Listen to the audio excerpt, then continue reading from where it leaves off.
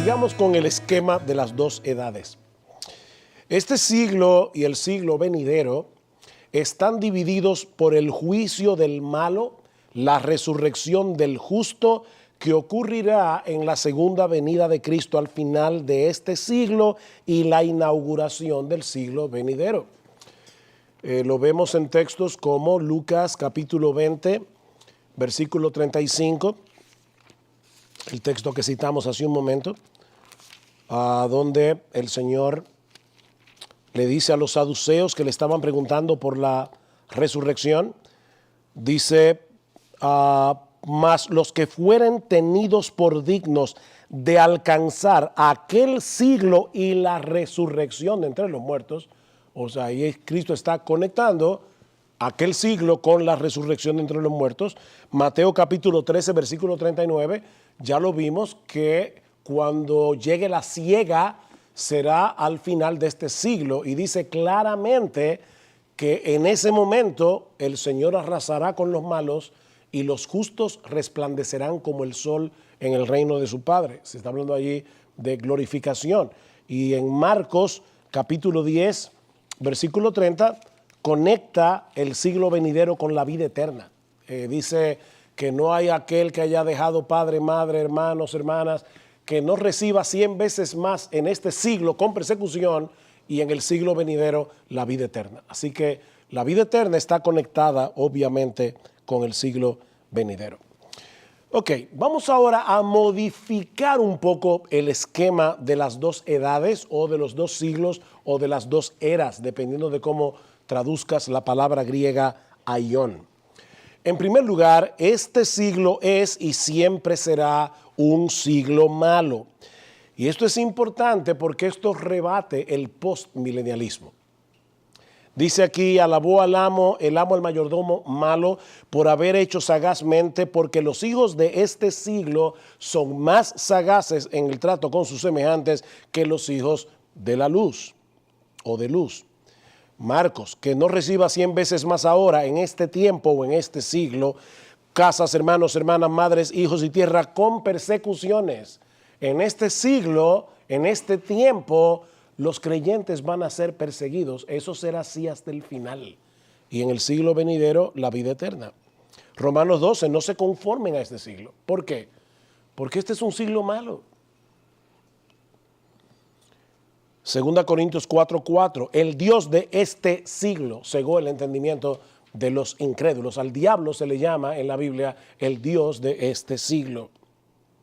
Gálatas, Cristo se dio a sí mismo por nuestros pecados. ¿Para qué? Para librarnos del presente siglo malo, conforme a la voluntad de Dios. Este siglo presente es malo y seguirá siendo malo hasta la segunda venida del Señor.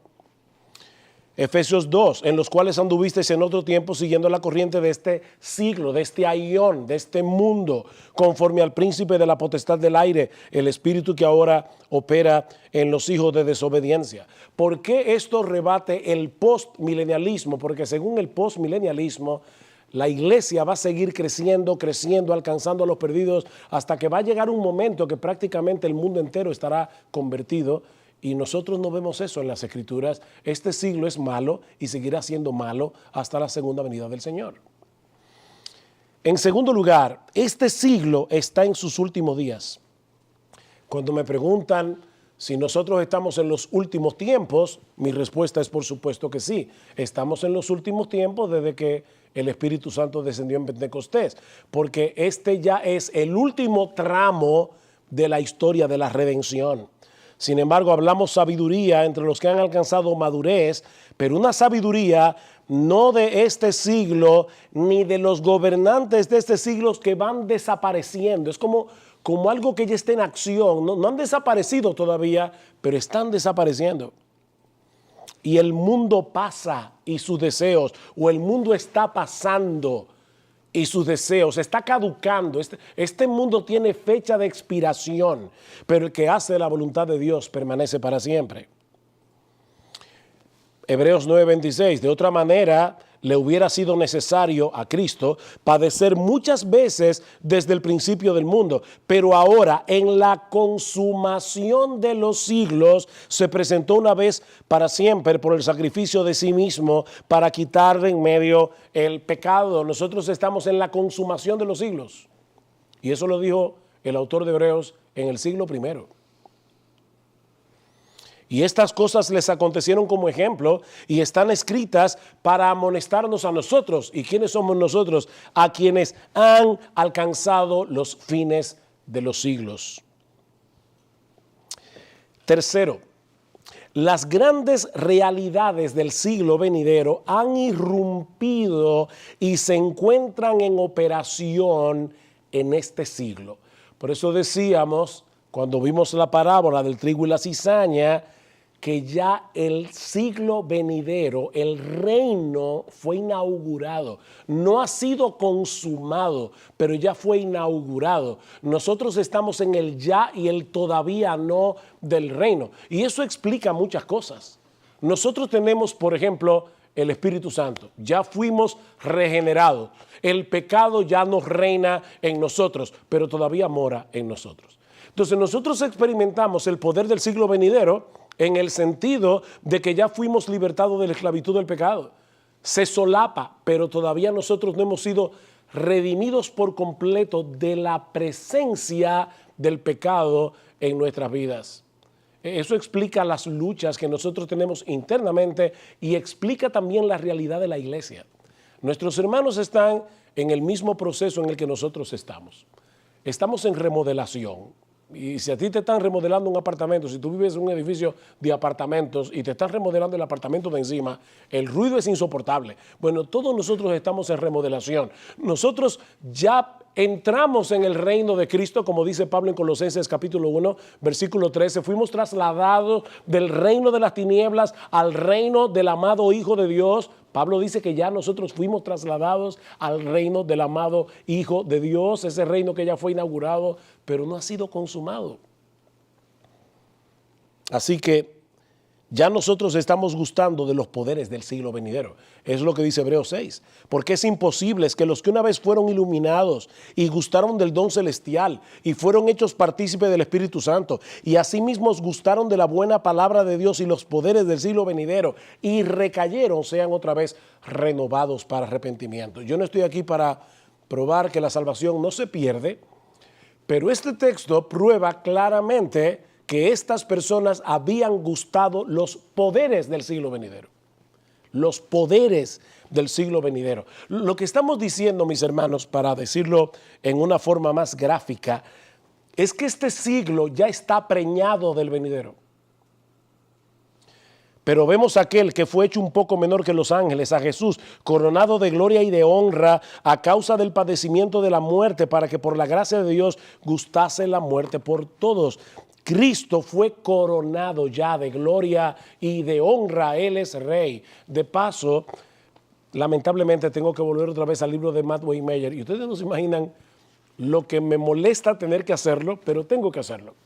Una de las cosas que dice Matt Waymaker es que el reino de Cristo no puede estar ya inaugurado porque Cristo, aunque está sentado a la diestra del Padre, no está reinando todavía. Y el texto que él usa para probar esto es Hebreos capítulo 2, versículo 8. Con todo respeto, yo difiero de mi hermano Matt Waymaker en la interpretación de este pasaje.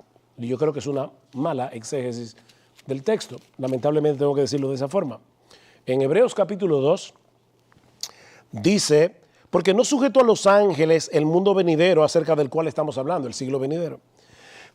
Pero alguien testificó en cierto lugar diciendo que es el hombre para que te acuerdes de él, o el hijo del hombre para que lo visites. Él está hablando ahí de la humanidad, está hablando del hombre. Le hiciste un poco menor que los ángeles, le coronaste de gloria y de honra y le pusiste sobre las obras de tus manos, todo lo sujetaste bajo sus pies, porque en cuanto le sujetó todas las cosas, nada dejó que no sea sujeto a él. ¿A quién es él ahí? El hombre. Waymaker dice Cristo. Pero todavía no vemos que todas las cosas le sean sujetas. ¿Por qué? porque Dios nos dio poder y autoridad sobre la creación, pero el hombre pecó. Y es lo que está diciendo aquí, el hombre fue hecho un poco menor que los ángeles, fue coronado de gloria y de honra, pero lamentablemente por causa del pecado, no todas las cosas están sujetas a nosotros. Este es un mundo que nosotros no controlamos. Ahora, ¿cómo sabemos que el versículo 8 está hablando del hombre y no de Jesús? Porque en el versículo 9 ahora va a hablar de Jesús y dice, pero vemos a aquel que fue hecho un poco menor que los ángeles, a Jesús, coronado de gloria y de honra. O sea, está haciendo un contraste entre el hombre, que no tiene todas las cosas sujetas, y Jesús, que fue coronado de gloria y de honra. Así que yo creo que el exégesis de Hebreos capítulo 2, versículo 8 del libro de Waymeyer es una exégesis equivocada. Y de hecho no soy el único que lo piensa, pero lamentablemente debo traer esto a colación. Dice que Cristo fue sentado en los lugares celestiales, sobre todo principado y autoridad y poder y señorío y sobre todo nombre que se nombra no solo en este siglo, sino también en el venidero. ¿Qué significa eso? Que nuestro Señor es rey. Él está sentado en su trono. El reino ya fue inaugurado, pero no ha sido consumado. Así que nosotros estamos viviendo el embarazo. Este siglo ya está preñado del siglo venidero. Cuando una mujer sale embarazada, ya nosotros decimos que es madre. O sea, ya es madre, pero todavía no tiene el bebé en sus manos.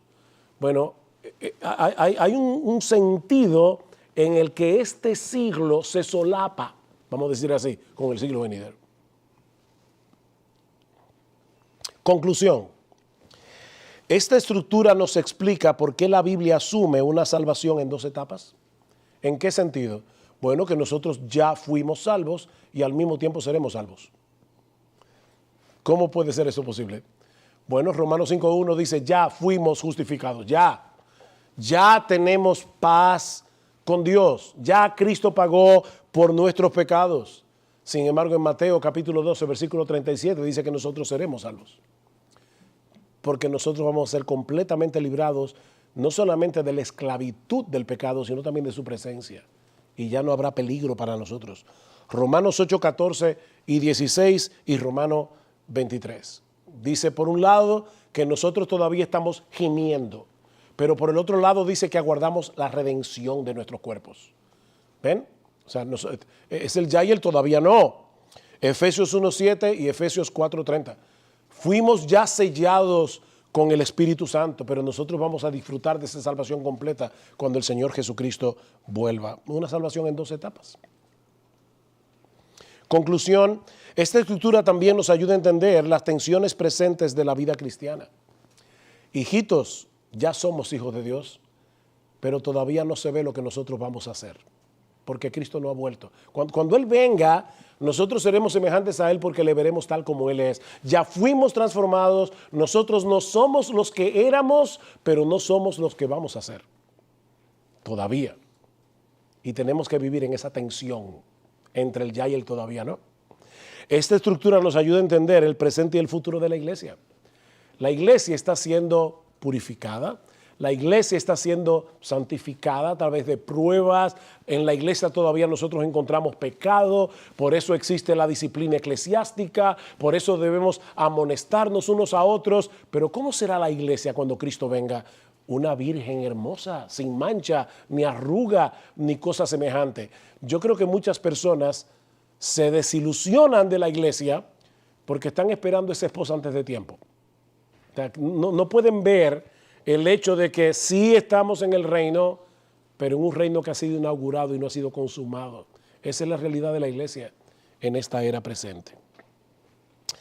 Bien, vamos ahora a comenzar a probar este esquema viendo el juicio general. ¿Qué hemos dicho? Nosotros tenemos este siglo en el que estamos viviendo, el siglo venidero, y hemos dicho que este siglo del venidero se divide por la segunda venida de Cristo, la cual es seguida por un juicio general, obviamente por la resurrección de los santos. pero por un juicio general. Y eso es lo que yo voy a probar ahora a través de varios pasajes clave del Nuevo Testamento. No me tragué una S, se dice pasajes clave, no pasajes claves. Ok, eso es algo de gramática. La tesis acerca del juicio es la siguiente en estos tres pasajes clave. El alcance de este juicio, según los pasajes que vamos a ver, son todos los hombres, vivos y muertos, justos e injustos. El tiempo de ese juicio general es la segunda venida y los resultados, vida eterna y condenación eterna. Ahora, ¿por qué esto es importante? Bueno, porque una de las tesis claves del dispensación, del premilenialismo, sea el histórico o el dispensacional, es el hecho de que cuando Cristo, primero, si es dispensacional, Cristo primero viene en secreto en un rapto pretribulacional 7 años antes de su venida pública, luego su venida pública, ahí viene el juicio de Cristo a los creyentes, luego viene el milenio y el juicio de los impíos es al final donde va a haber entonces otra resurrección y otro juicio. Y lo que estamos diciendo es que el Nuevo Testamento enseña claramente que hay un juicio general sin brecha, y que ese juicio es para todos los hombres en la segunda venida y que solo hay dos resultados, vida eterna y condenación perpetua. El significado del juicio, fíjense cómo divide este siglo del venidero, por eso es que es tan importante en esta estructura. Ok, textos que muestran esto. Mateo 25, 31 al 46. Hermanos, nosotros tenemos que leer aquí en esta clase muchos textos bíblicos porque no podemos asumir que ustedes recuerdan de memoria todos estos pasajes de las Escrituras. Pero en Mateo 25 dice lo siguiente, y voy a leer el texto, 31 al 46. Cuando el Hijo del Hombre venga en su gloria y todos los santos ángeles con él, entonces se sentará en su trono de gloria y serán reunidas delante de él todas las naciones y apartará los unos de los otros como aparta el pastor las ovejas de los cabritos y pondrá las ovejas a su derecha y los cabritos a su izquierda. Los premilenialistas nos dicen que este no es el juicio final, que este es el juicio que Cristo va a llevar a cabo antes del milenio para juzgar a las naciones que estén vivas cuando Él venga por segunda vez en cuanto a cómo trataron a los judíos.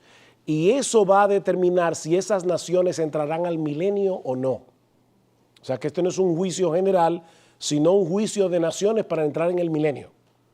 Ahora yo les voy a mostrar ahora por qué no creo que eso encaje en el pasaje, ni con los otros pasajes que vamos a mostrar, porque vamos a citar 3 textos claves aquí con respecto al juicio y todos coinciden en lo mismo.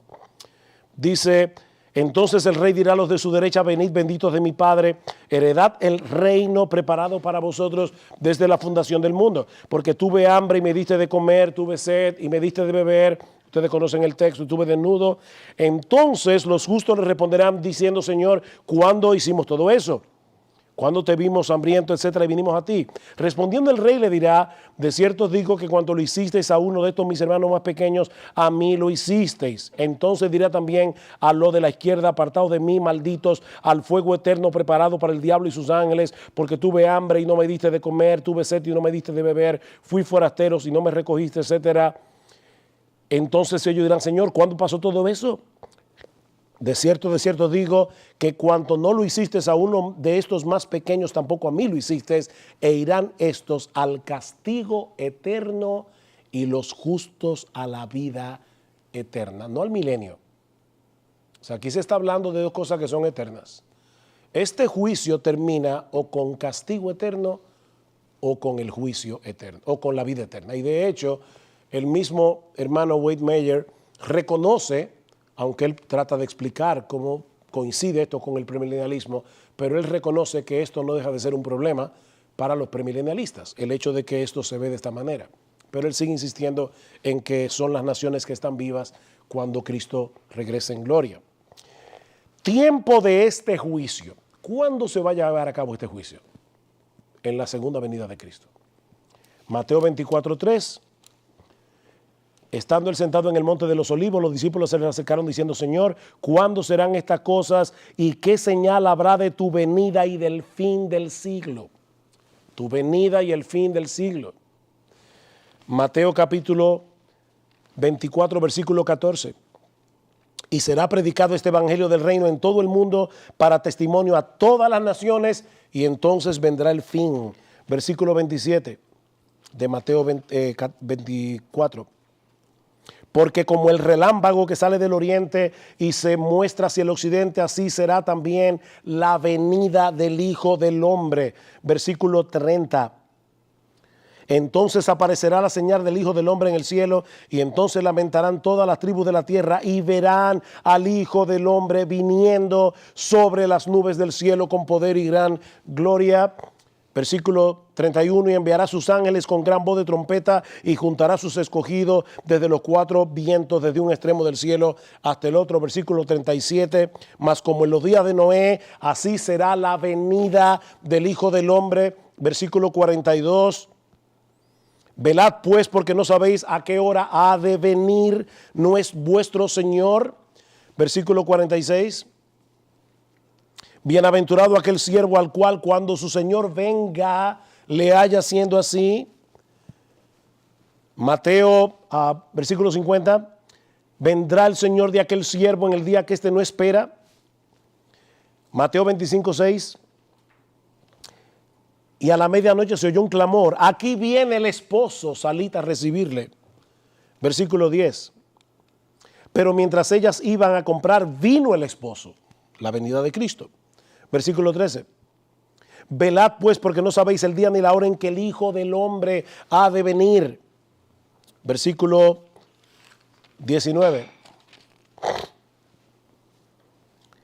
Y los discípulos, me fui al 26, perdón.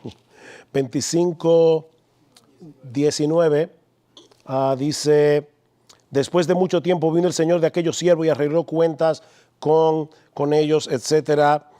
Y el versículo 31 dice: cuando el Hijo del Hombre venga. Entonces, hermanos, ¿cuándo se va a llevar a cabo este juicio?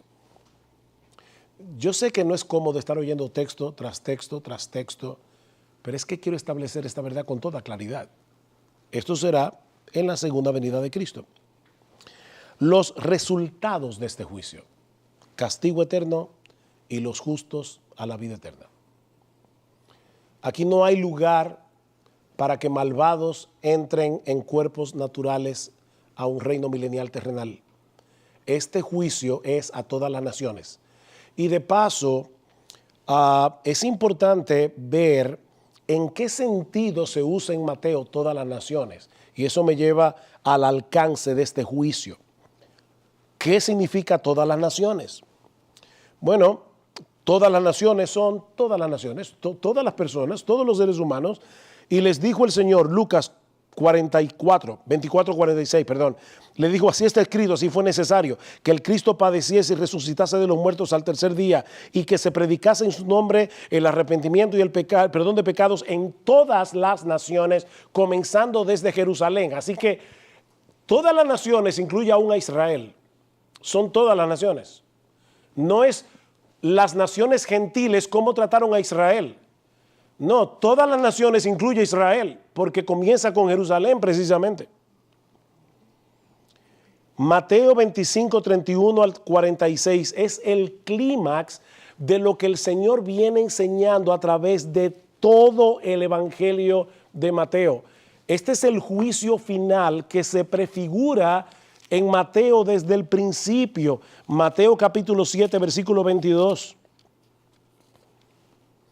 No todo el que me dice Señor, Señor entrará en el reino de los cielos, sino el que hace la voluntad de mi Padre que está en los cielos. Muchos me dirán en aquel día: Señor, Señor, no profetizamos en tu nombre, y en tu nombre echamos fuera demonios, etcétera. Y entonces le declararé: nunca os conocí, apartaos de mí, hacedores de maldad. Es la primera vez que introduce el tema del juicio del Señor, de boca del Señor, porque Juan el Bautista ya lo había hecho en Mateo capítulo 3.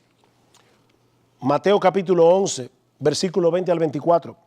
Entonces comenzó a reconvenir a las ciudades en las cuales había hecho muchos de sus milagros, porque no se habían arrepentido, diciendo: ay de ti, Corazín, ay de ti, Betsaida, porque si en Tiro y en Sidón se hubieran hecho los milagros que han sido hechos en vosotras, tiempo ha que se hubieran arrepentido en silicio y en ceniza. Por tanto os digo que en el día del juicio será más tolerable el castigo para Tiro y para Sidón que para vosotros. En el día del juicio, mis hermanos, ya Tiro y Sidón era algo pasado. Está hablando de algo que pasó, naciones que pasaron. Y sin embargo el Señor está diciendo: todos van a ser resucitados y van a venir delante del Señor. Ese será el día del juicio. Mateo capítulo 12, versículo 36 al 42. Por eso es que es tan importante ir leyendo los textos para verlo en su contexto más amplio. A cualquiera que dijere alguna palabra contra el Hijo del Hombre le será perdonado, pero al que hable contra el Espíritu Santo no le será perdonado, ni en este siglo ni en el venidero. O haced el árbol bueno y el fruto bueno, o haced el árbol malo y su fruto malo, porque por el fruto se conoce el árbol. Generación de víboras, ¿cómo podéis hacer lo bueno siendo malos? Porque de la abundancia del corazón habla la boca. Mas yo os digo, versículo 36, que de toda palabra ociosa que hablen los hombres, de ellas darán cuenta en el día del juicio. El día del juicio. Mateo capítulo 16, versículos 26 al 27. Porque ¿qué aprovechará al hombre si ganare todo el mundo y perdiere su alma? ¿O qué recompensa dará el hombre por su alma? Porque el Hijo del Hombre vendrá en la gloria de su Padre con sus ángeles. Recuerden Mateo 25. Y entonces pagará a cada uno conforme a sus obras. Cada uno. Todas las naciones.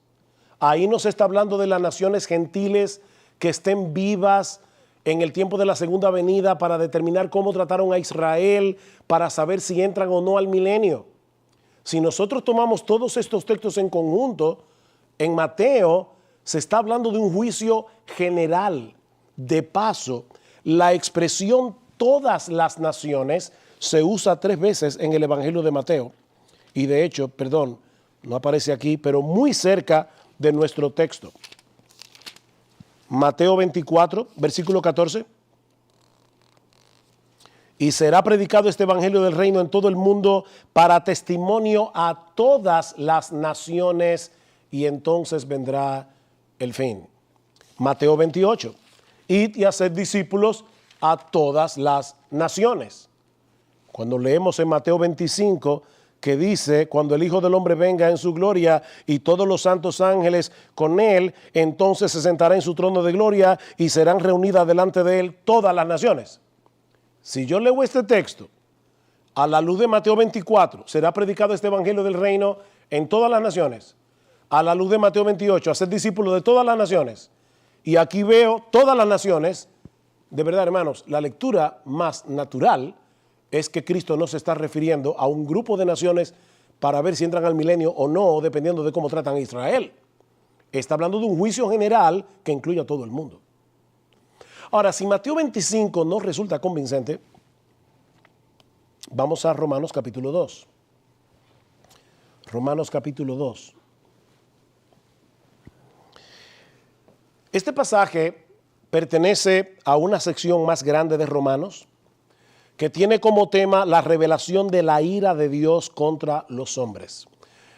Este texto sí no lo puedo leer completo, porque tendría que leer Romanos 1 y 2 completo, o por lo menos hasta el versículo 16. Pero yo creo que es un texto bastante conocido, así que voy a asumir que estoy pisando un terreno familiar, ¿verdad?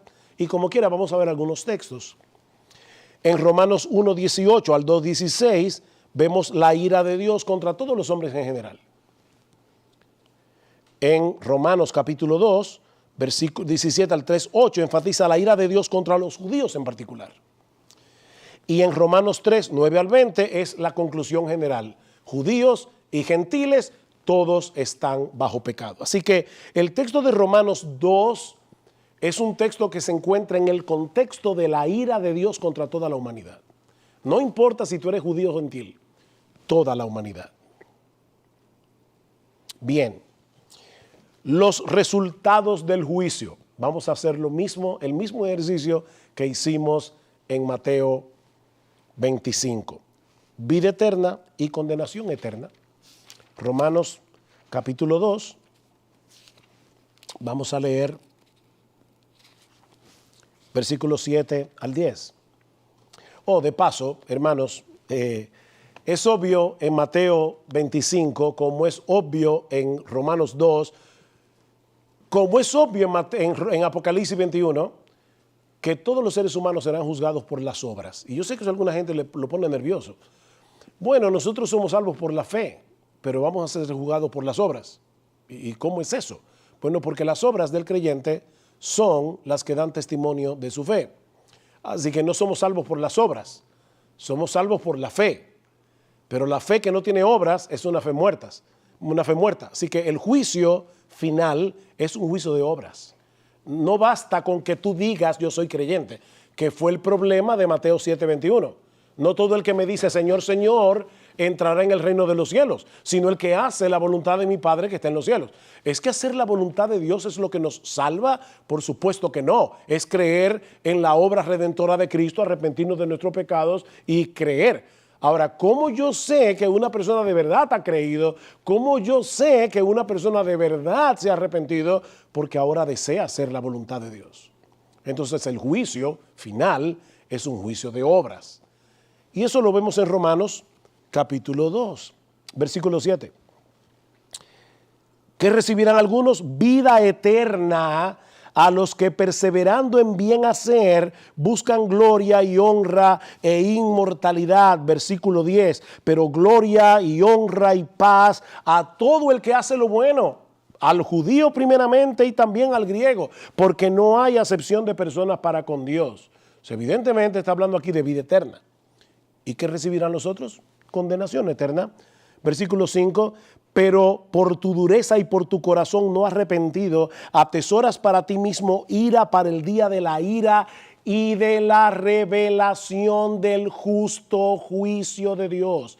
Ese día, unos recibirán vida eterna, como dice Mateo 25, otros recibirán la ira de Dios. Versículo 7, vida eterna a los que perseverando en bien hacer buscan gloria y honra e inmortalidad, pero ira y enojo a los que son contenciosos y no obedecen a la verdad, sino que obedecen a la injusticia, tribulación y angustia sobre todo ser humano que hace lo malo, al judío primeramente y también al griego.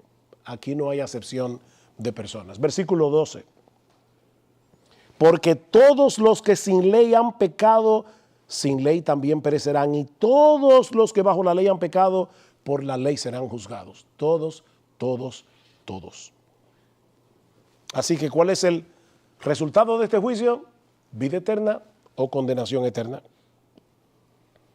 El alcance de este juicio. ¿Quiénes serán juzgados según Pablo? Ahí es donde nuestros hermanos premilenialistas, dispensacionalistas nos dicen, bueno, Pablo no metió el milenio allí porque ese no era el tema. Pero entre el juicio de uno y el otro hay 1000 años de por medio. De verdad, hermanos, cuando yo leo ese pasaje en su sentido natural, yo veo aquí un juicio donde unos serán juzgados para vida eterna y otros serán juzgados para condenación perpetua, sin un milenio en el medio. ¿Quiénes serán juzgados? Versículo 6. Dice, el cual pagará a cada uno conforme a sus obras. Cada uno. Versículo 9. Todo ser humano que hace lo malo. Versículo 10. El que hace lo bueno. Evidentemente todo ser humano que hace lo bueno.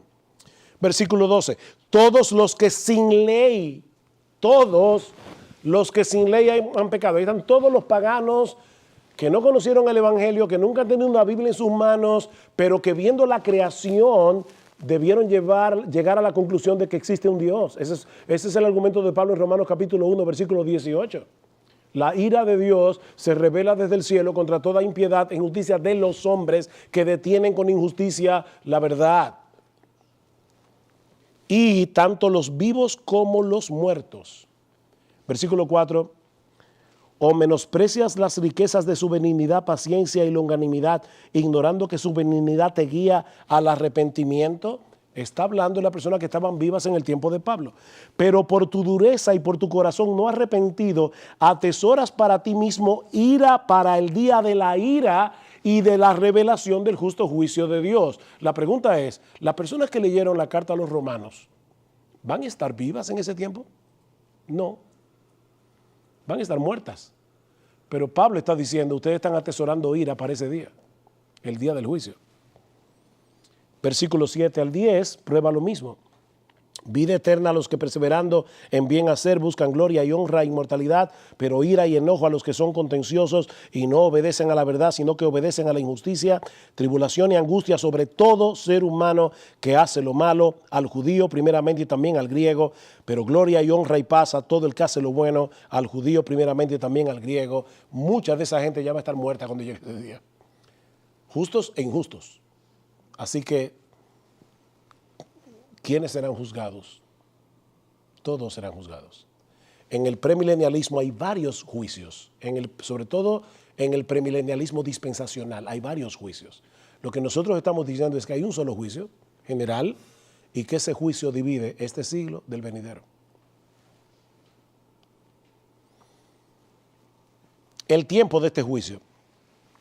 Aunque en este pasaje el tiempo no es tan enfático como en Mateo, aún así, las siguientes consideraciones claramente apuntan hacia el tiempo de la segunda venida de Cristo. Por un lado, el paralelismo entre Romanos 2, 6 y 16 y Mateo 16, 27. Quédense ahí en Romanos, yo solamente voy a buscar aquí en mi Biblia Mateo 16, 27 y van a ver el paralelismo.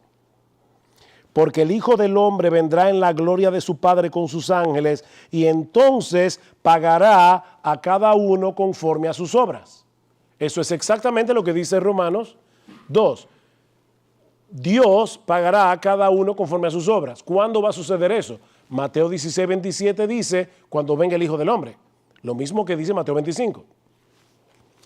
Por otro lado, paralelismos entre las recompensas mencionadas en Romanos 2 y las recompensas para los cristianos que serán dadas en la segunda venida de Cristo. Y ahí Romanos 2:7, vida eterna. Mateo 25:46, vida eterna.